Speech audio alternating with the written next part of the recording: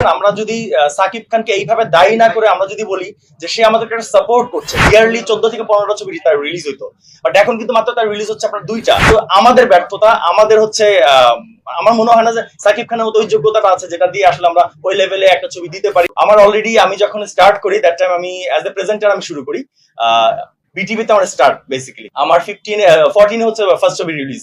10 বছর ক্যারিয়ারে অ্যাচিভমেন্ট হচ্ছে আমি এখনো করে খেতে পারছি, এখন আমি টিকে আছি। আমার সাথে অনেকেই ছিল যারা আমি এখন শুনি যে হয়তো কোনো জব করছে, হয়তো কোনো বিজনেস করছে, অনেকেই আমার সাথে, কিন্তু আমি অনেকেই খুঁজে পাই না। কেউ কেউ কাজ করছে, বাট আমি ফিল করি যে এই বাজারে, এই আমি বলবো খরার বাজার, এই খরার বাজারে যে আমি করে খেতে পারছি, আমি আমার ফ্যামিলি মেনটেন করতে পারছি প্রপারলি, আমি ভালো ড্রেস পরি, ভালো খাবার খাই, ভালো একটা বাসায় থাকি, আমার কাছে মনে হয় এটা আমার সব থেকে বড় অ্যাচিভমেন্ট। আমি প্রথমত দায় সম্পূর্ণ নিজেকে দিব, নিজেকে দিব, কারণ একটু আগে একটা কথা বলছিলাম যে সাকিব খানের মতো অধ্যাবসায় আমাদের কম। সে যেভাবে আসলে তাকে নিয়ে ভেবেছে, তার আমরা যখন ইন্ডাস্ট্রিতে ফার্স্ট আসি, আপনারা জানেন যে আমার প্রথম ছবি শাহিন সুমনের সাথে, biggest director that time, this time also. তো তখন তাদের কাছে গল্প শুনতাম যে সাকিব খান যখন নতুন 2-4-5টা ছবি যখন করে, তখন তার আওয়াজ নিয়ে তার রেওয়াজ করা, তার লুক, চোখ তাকানো নিয়ে তার সূর্যের দিকে তাকিয়ে থাকা। এখন বিষয়টা হচ্ছে কি, তাকে যেভাবে প্রপার গাইড ওই সময় ওই ডিরেক্টর প্রডিউসাররা করতো, এবং তার যে নিজের চেষ্টাটা ছিল, সেটা আমার কাছে মনে হয় যে আমার মধ্যে কম। আমি আর কারোর কথা বলবো না, আমার মধ্যে কম।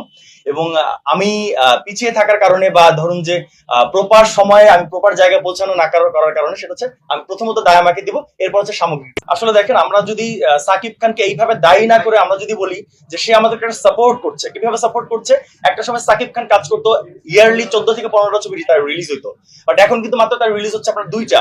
এখন আমার যোগ্যতা নাই, আমি বেশি ছবি করতে পারছি না, বাট সে তো অলরেডি ছেড়ে দিয়েছে, সে তো অলরেডি আপনাকে স্পেস দিয়ে দিয়েছে। এখন আপনি কেন আপনার যোগ্যতা আপনি দাঁড়াতে পারছেন না? আপনি কেন আপনার ছবি তার মতো সুপারহিট দিতে পারছেন না? এটা আপনার প্রবলেম। সাকিব খান আমার কাছে মনে হয় যে ডে বাই ডে সে আরো স্পেস দিয়ে যাচ্ছে, যে বাংলাদেশের অন্যান্য হিরোরাও কাজ পাক, অন্যান্য হিরোরাও আসলে বেরিয়ে আসুক। কিন্তু আমাদের ব্যর্থতা, আমাদের হচ্ছে আমার মনে হয় না যে সাকিব খানের মতো ওই যোগ্যতাটা আছে যেটা দিয়ে আসলে আমরা ওই লেভেলে একটা ছবি দিতে পারি, বা ওই লেভেলে আমরা একটা ছবি নিয়ে পৌঁছাতে পারি।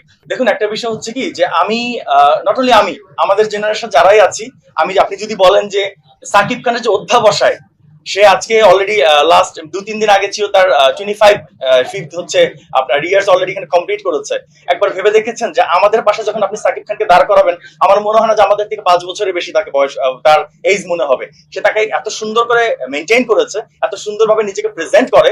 তো এই ব্যাপারগুলো আসলে আমাদের মধ্যে কম, এবং এটার জন্য শুধুমাত্র আর্টিস্ট দায়ী সেটা বিষয় না। আপনি যে বলছেন যে ইন্ডিয়াতে অলরেডি সাকিব খান কাজ করছে, বাইরের নায়িকা নিয়ে কাজ করছে, আমি অলরেডি কলকাতায় কাজ করেছি। সেখানে আসলে একটা প্রডিউসারের একটা আর্টিস্টের প্রতি যে কেয়ারনেস থাকে, যেমন ধরুন যে আমরা যখন শুটিং সেটে আমরা খাবার খাই, সবার জন্য কিন্তু সেম ফুড থাকে, লাঞ্চ আওয়ারে ভাত থাকবে, ডিনারে ভাত থাকবে, এই ধরনের ফুড গুলা কিন্তু থাকে। বাট ওখানে কিন্তু আপনি ইচ্ছা করলেও আপনি সেটা পারবেন না। আপনার ডায়েটিশিয়ান থাকবে, আপনার হচ্ছে যে প্রডিউসার আপনাকে না করবে, যে আপনাকে মেনটেন করতে হবে। বাট আমাদের ছবির যদি বলেন যে একমাত্র সাকিব খান ছাড়া যদি অভিকে নিয়ে আদার্স আমাদের জেনারেশন যেসব হিরো আছে, যদি বলেন যে ভাই আমি এটা খাবো না এটা খাবো, পরদিন নিউজ বেরোবে কি জানেন, যে এই হিরো নিয়ে কাজ করা যাবে না, সে হচ্ছে প্যারা দেয়, সে হচ্ছে ডিস্টার্ব করে, তার খাওয়া নিয়ে প্রবলেম, তার এইটা নিয়ে প্রবলেম, সেটা নিয়ে প্রবলেম। এখন আমি যদি কাজে এসে আমার নিজেকে মেনটেন না করতে পারি, তাহলে আমি হচ্ছে মানে আমার 100% আমি কি করে দেবো? ডিস্টেন্স হচ্ছে আপনারা তৈরি করছেন, ডিস্টেন্স হচ্ছে প্রডিউসার ডিরেক্টররা তৈরি করছে। তো এখানে হচ্ছে যে আমি চাই আমি গ্রো করি ডে বাই ডে, বাট আপনি আমাকে সাপোর্ট করছেন না, আপনি আমাকে সাপোর্ট করেন না, আমাকে আমার মতো করে প্রেজেন্ট করেন না। আপনি কেন সাকিব খানের সাথে আমাকে তুলনা করতে হবে? কেন সাকিব খানের মতো করে আমাকে তৈরি হতে হবে? আপনি আমার মতো আমাকে তৈরি করে নেন না।